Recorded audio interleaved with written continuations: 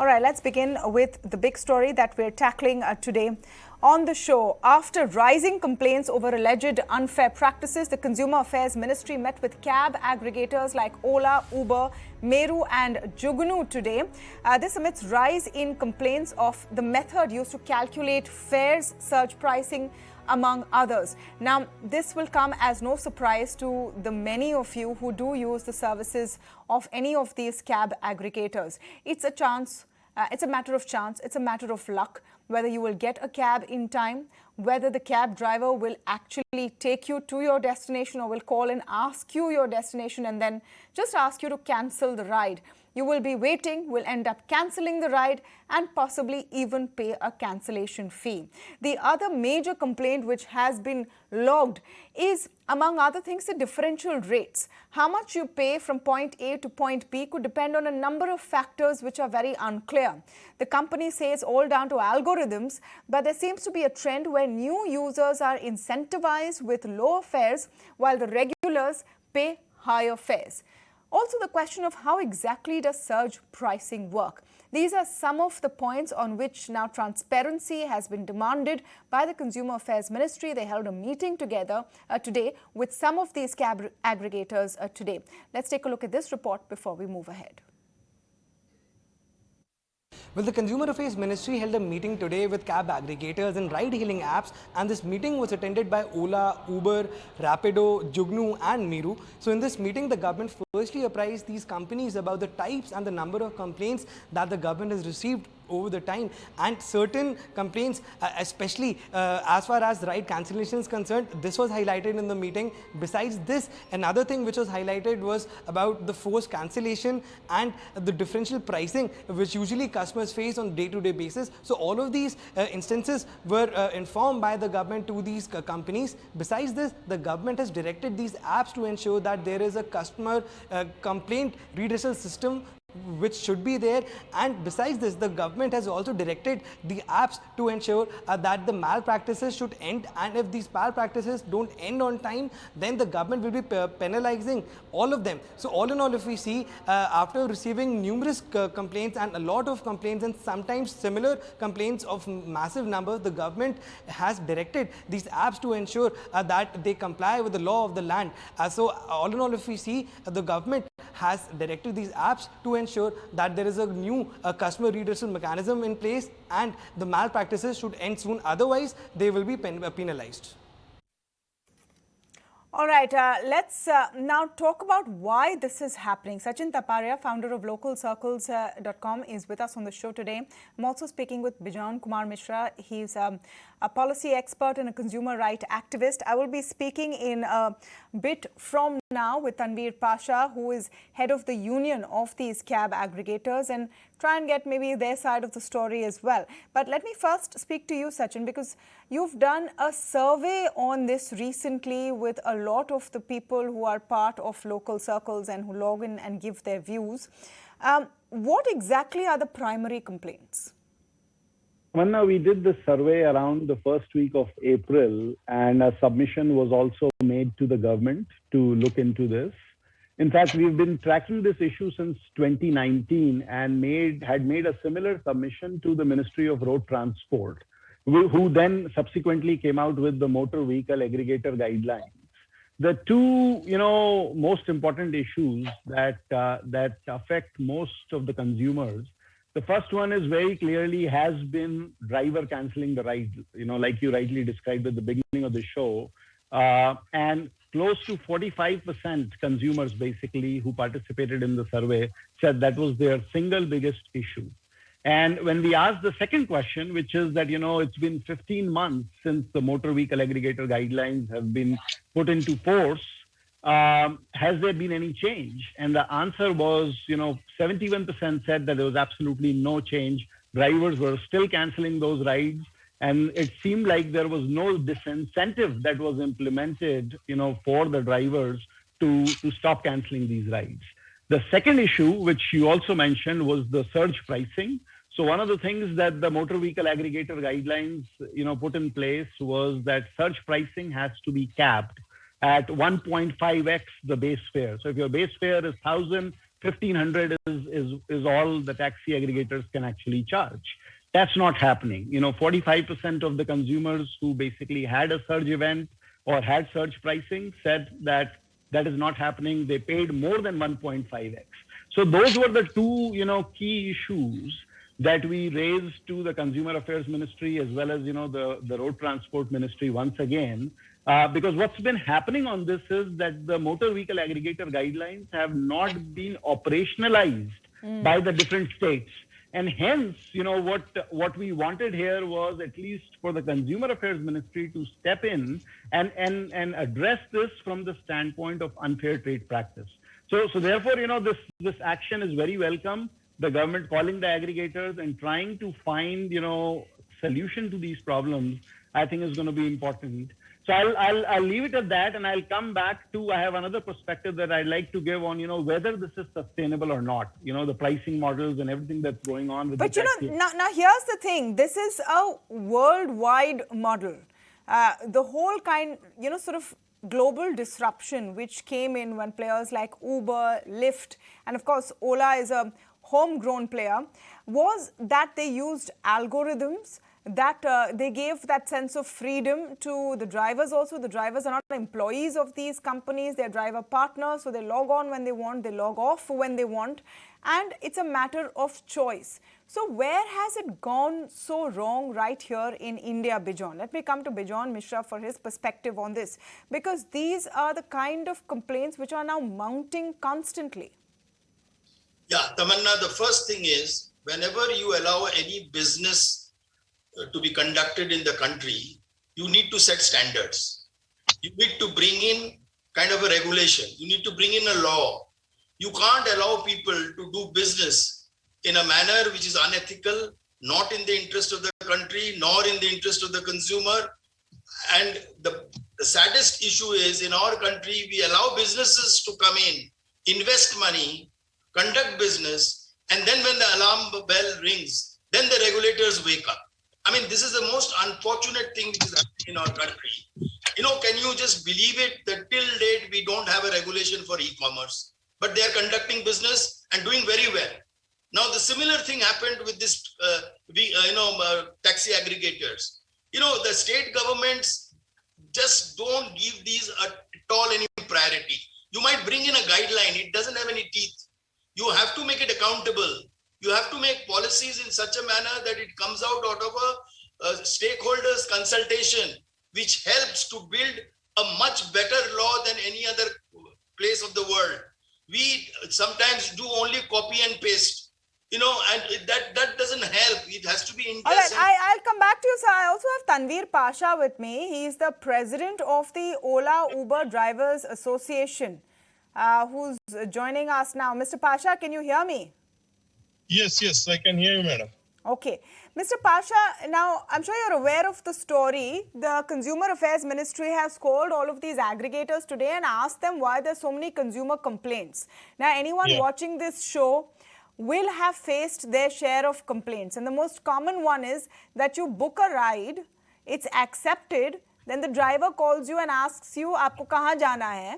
And if they don't want to go there, they just say, you cancel it and you pay the cancellation charges. Can you explain to us why this happens again and again? See, there are only two reasons for this cancellation, what I can say as a union president, and I have done the research on this. One is when they are very tired after completing their ride.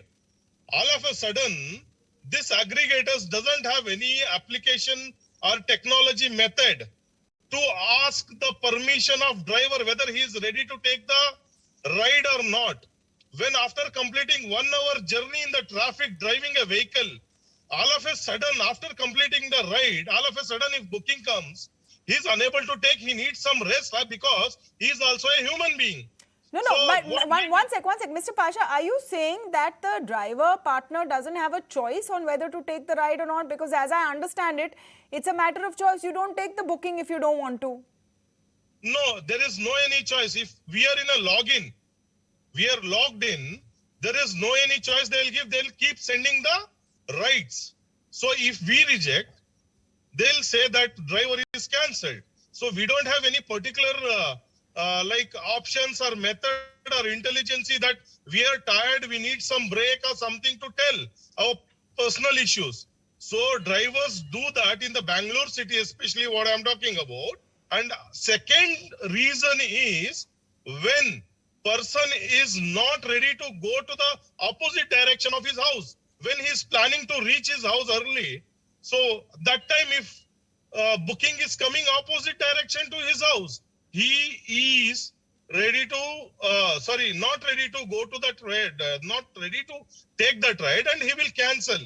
At the same time, this government, what the government is today asking us, they should think about the driver's life also. From last pandemic to pandemic time, during the lockdown, they sat at home and they're paying the EMIs from their pocket. No, we'll come to that. It's a very simple thing. Do you have a choice to cancel or not? I myself have seen drivers cancel the rides. One sec, both Sachin Taparia and Bejon Misra want to come in. One minute. We have to come to this situation. You're saying the drivers don't have a choice on whether they want to cancel rides or not. They have to take every ride that comes. That flies in the face of the whole concept of the aggregator business platform. Bejon Misra, is that the case? Yes, absolutely. This whole process is not friendly at all for India. No. That's not my question about whether it's friendly for India. Do drivers not have a choice on which rides they're taking? No. See, on the face value, I agree to whatever Tanveer is saying. I take him that he's talking the truth. Sachin, do you know of this? Do drivers have a choice or they don't have a choice?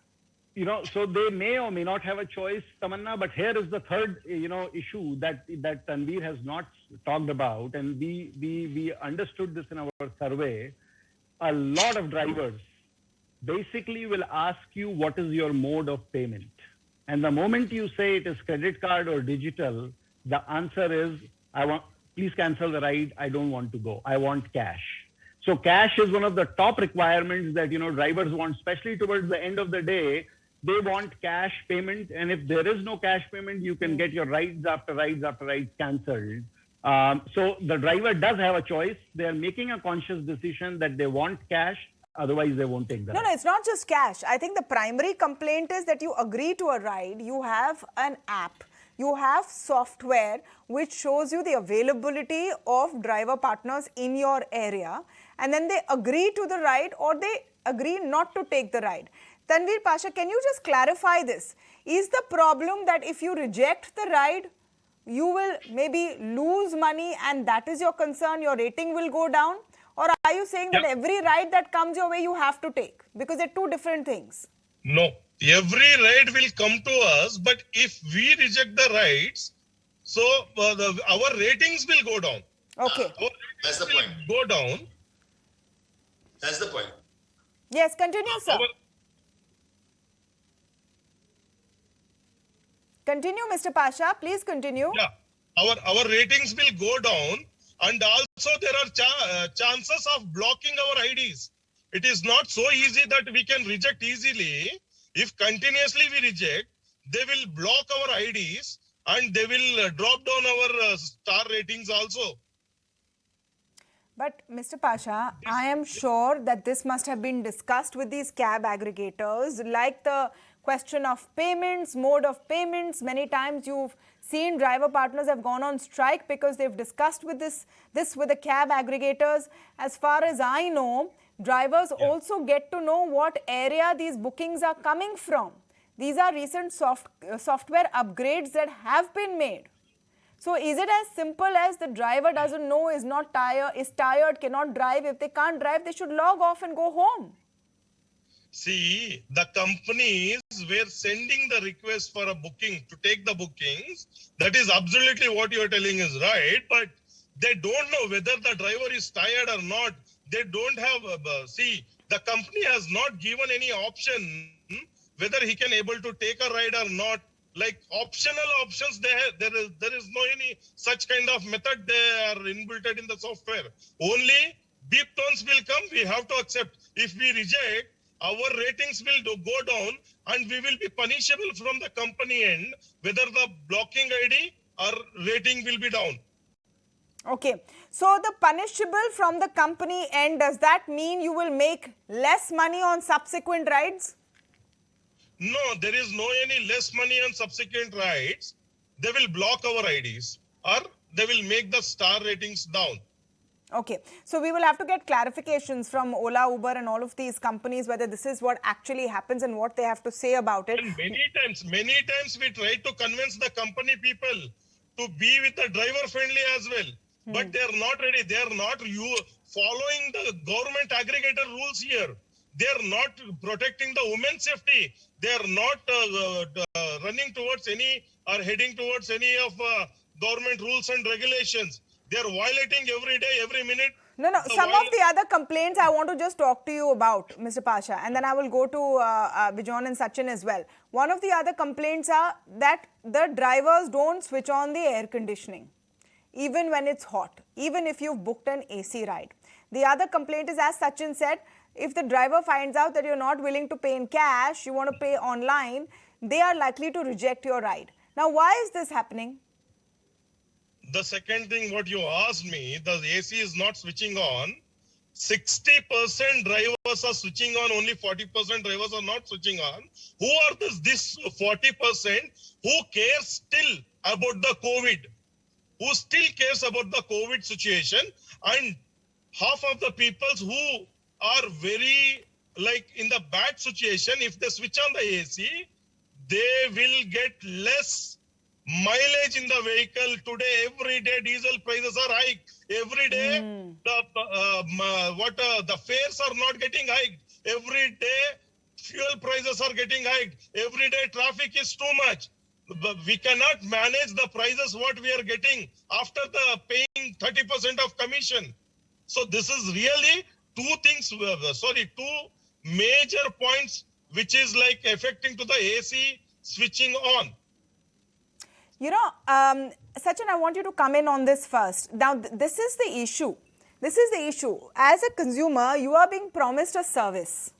Right. You are being promised a service. The claim is that there is software that is regulating and assuring that you get a driver who wants to go to the certain location. This is what is going to cost you, and you are choosing the quality and the class of vehicle that you want. But then you get into the cab and there's a whole different story. Now, I completely sympathize with some of the points that Tanveer Pasha is putting across on behalf of the drivers. But how is it the consumer's problem beyond a point? Absolutely. So, Tamanna, one of the big issues that consumers have been raising since 2019 is the lack of certainty. And when I say lack of certainty, what that means is, somebody takes a ride, let's say from Noida to go to the Delhi International Airport. And when they book the ride, they are shown that, the price of the ride is 750. There is a surcharge of, 20%, and your ride will cost you about 900 rupees, for instance, right? Once they get in the cab, by the time they get to the airport, the driver says the total fare is 1,300 because the surge has gone up, right? And that is the issue that consumers have. People are basically saying that, look, if you need to increase the base fare, increase the base fare, right? But don't, keep this uncertain thing going, because that is what is upsetting to a lot of people. And I think that is where I feel that the entire model of taxi aggregators is flawed. It is flawed because they're trying to be everything to everybody. And you just cannot afford to do that. What you really need is different products for different market segments.